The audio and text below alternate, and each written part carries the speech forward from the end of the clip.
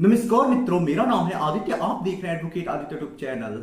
आज मैं आप लोगों के लिए भारतीय दंड संहिता की धारा 498 का क्वेश्चन का एक ऐसा मामला लेकर आया हूं जिस मामले में जो पत्नी घटना दिखाई है वो 5 दिन पुराना दिखाई है। और 5 दिन पुरानी घटना क्यों दिखाई, इतनी देरी क्यों हुई, इसका उचित कारण नहीं बताया। साथ ही साथ घटना कब हुई, कैसे हुई, इसका कुछ उसने उल्लेख नहीं किया।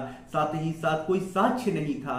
इस वजह से मामला क्वैश हो गया। तो अगर आपका भी कुछ ऐसा ही मामला है, आपकी भी पत्नी ने देरी से मामला दर्ज कराया है, उसके पास कोई एविडेंस नहीं है और उसने नहीं बताया है कि क्रूएल्टी किसने की, कैसे की, कब की, तो ये एक क्वेश्चन का आधार हो सकता है। ये जजमेंट आप लोगों के लिए यूजफुल होगा। इस जजमेंट का यूज करके अपने मामले को आप क्वैश करा सकेंगे। तो आगे इस मामले के बारे में हम डिटेल में समझ लेते हैं। वीडियो में आगे बढ़ने से पहले मैं आपसे कुछ महत्वपूर्ण बिंदुओं पर चर्चा कर देना चाहता हूं। पहली चीज तो ये कि मेरी एक किताब पब्लिश हुई है जिसका नाम है legal guide for husband in matrimonial cases. अब देखिए, जैसा इस किताब का नाम ही है legal guide for husband in matrimonial cases, वैसा ही इस किताब का उद्देश्य भी है। इस किताब में आपको मैट्रिमोनियल केस जैसे 498, 125 CrPC, DV act, section 9 divorce case, इन सब मुकदमों के संबंध में काफी अच्छी जानकारी मिल जाएगी। जैसे कैसे मुकदमा लड़ना है, कैसे अपना बचाव करना है, कैसे क्रॉस केस चलेगा, कैसे प्रक्रिया चलेगी, कैसे मेंटेनेंस देने से बचना है, कैसे फॉल्स 498 क्वेश होगा, कैसे डीवी एक्ट 125 सीआरपीसी खारिज कराएंगे, कैसे डिवोर्स लेंगे, कैसे सेक्शन 9 जीतेंगे। सारी चीजें आप इस किताब के माध्यम से समझ सकते हैं। तो यदि आप इस किताब को बाई करना चाहते हैं तो मेरा व्हाट्सएप नंबर स्क्रीन पे दिखाई दे रहा होगा, मैसेज करिएगा। किताब का जो मूल्य है वो 600 रुपए है, जिसमें 100 रुपए कोरियर चार्ज है। किताब को बाई करने के लिए व्हाट्सएप पर मैसेज करिएगा।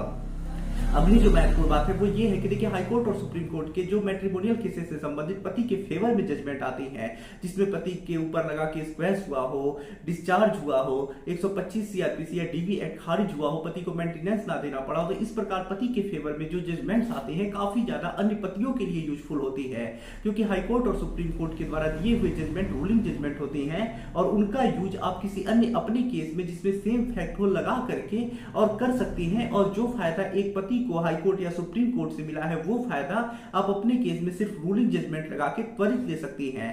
तो यदि आप हाई कोर्ट और सुप्रीम कोर्ट के मैट्रिमोनियल केसेस से संबंधित जजमेंट से अपडेट रहना चाहती हैं, अपने केस में यूज करके फायदा लेना चाहते हैं, तो हमारे ग्रुप से जुड़ जाइएगा। ग्रुप से जुड़ने का जो चार्ज है वो 500 रुपए लाइफ टाइम के लिए है। एक बार पेमेंट करने के बाद कोई चार्ज पे नहीं करना है। तो ग्रुप से जुड़ने के लिए व्हाट्सएप पर मैसेज करिएगा। अब आइए अपने महत्वपूर्ण जजमेंट के ऊपर हम आते हैं। तो देखिए, ये जो जजमेंट है इसमें 5 दिन के बाद मामला दर्ज हुआ था। पत्नी के पास कोई साक्ष्य नहीं था और मामले में किस प्रकार से उत्पीड़न हुआ, क्रूरता हुई, ये कुछ जिक्र नहीं था। तो इस वजह से मामला क्वैश कर दिया गया। तो क्या मामला है, किस कोर्ट ने दिया, किसका पक्षकार कौन थे, इसमें आइए थोड़ा डिटेल में फैक्ट को समझ लेते हैं।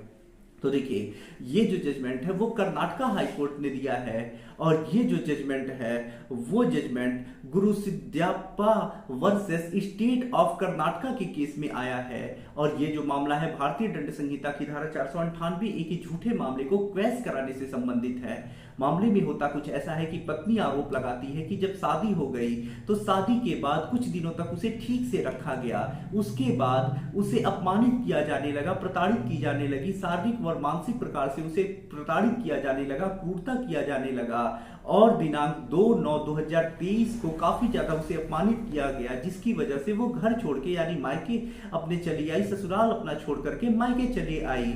उसके बाद उसने ये मामला दर्ज कराया। जब मामला दर्ज हो गया तो पुलिस इन्वेस्टिगेशन की, कोर्ट में चार्जशीट लगाई। उसके बाद पति पक्ष जो होती है वो क्वेश्चन के लिए 482 सीआरपीसी में कर्नाटका हाई कोर्ट में प्रार्थना पत्र लगाती हैं, जिसमें उनकी तरफ से ये तर्क रखा जाता है कि जो पत्नी है ये कह रही है कि उसे प्रताड़ित किया गया, मारा पीटा गया, परेशान किया गया, लेकिन कब किया गया, किस प्रकार से किया गया, क्या क्या प्रताड़नाएं दी गई, इसका कहीं उसने कोई जिक्र नहीं किया है, उल्लेख नहीं किया है। सामान्य किस्म का आरोप लगा दिया गया, प्रताड़ित किया गया। तो अरे प्रताड़ित किया गया तो कब प्रताड़ित किया गया, कैसे किया गया, कुछ तो बताना चाहिए, लेकिन कुछ उसने नहीं बताया है। साथ ही साथ 2/9/23 को पत्नी जो है वो कह रही है कि 2/9/2023 को उसे प्रताड़ित किया गया, जिसकी वजह से वो घर छोड़ के चली आई। लेकिन जो उसने मामला दर्ज कराया वो 7/9/2023 को दर्ज कराया। तो जो मामला दर्ज हुआ 5 दिन की देरी से दर्ज हुआ। तो इतनी देरी क्यों हुई, 5 दिन तक वो कहां थी, इसका भी उसने कोई जिक्र नहीं किया। साथ ही साथ जो पत्नी आरोप लगा रही है कहीं चार्जशीट में उसका कोई साक्ष्य नहीं है, प्रमाण नहीं है। तो ऐसे में ये मामला झूठा है, सिर्फ परेशान करने के लिए, प्रताड़ित करने के लिए, प्रतिशोध देने के लिए दर्ज कराया गया है। इसे रद्द किया जाए। पत्नी पक्ष की तरफ से 482 सीआरपीसी का विरोध किया जाता है, खारिज करने की मांग की जाती है। जब कोर्ट पूरे मामले को देखता है तो कोर्ट यही कहता है कि पत्नी जो कह रही है उसे घर से निकाल दिया गया, 2/9/2023 को निकाला गया, उसे अपमानित किया गया, लेकिन मामला उसने 7/9/2023 को दर्ज कराया। तो ये देरी क्यों हुई, इसका उसने उल्लेख नहीं किया है। क्योंकि जब देरी होती है तो जो पत्नी होती है या कोई भी व्यक्ति होता है जिसे आरोप लगाना होता है, वो विधिक सलाह लेता है, अन्य बहुत सारी चीजें सोचता समझता है और सोच समझ के एक व्यापक आरोप लगाता है। तो यहां यही चीज हुई है, सोचा समझा गया है, साजिश की गई है, विधिक सलाह लिया गया है, तब जाके ये मामला दर्ज कराया गया है।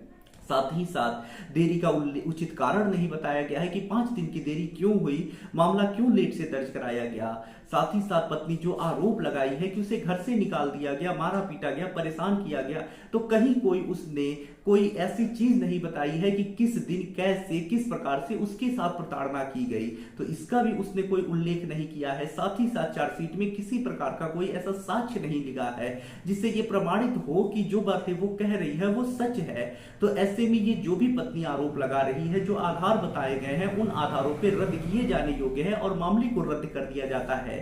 तो अगर आपका भी जो मामला है वो देरी से दर्ज हुआ है, पत्नी ने उचित कारण नहीं बताया है, तो ये क्वेश्चन का एक आधार हो सकता है। साक्ष्य नहीं है चार्जशीट में, तो ये भी क्वेश्चन का आधार हो सकता है। साथ ही साथ अगर जो पत्नी है वो समय, टाइम और क्रूरता किस प्रकार से की गई, इसका उल्लेख नहीं किया गया है, व्यापक रूप से नहीं बताया है, सामान्य किस्म के आरोप लगा दिए हैं, तो ये भी एक क्वेश्चन का आधार हो सकता है। तो 3 क्वेश्चन के आधार इस जजमेंट में है। अगर आपके मामले में एक या एक से अधिक कोई भी क्वेश्चन का आधार, तो इस जजमेंट को रूलिंग के तौर पर लगा के अपने मामले को क्वेश्चन करा सकते हैं। जजमेंट की कॉपी आपको हमारे ग्रुप में मिल जाएगी। तो आशा कर रहा हूं वीडियो और जानकारी आपको काफी ज्यादा पसंद आई होगी।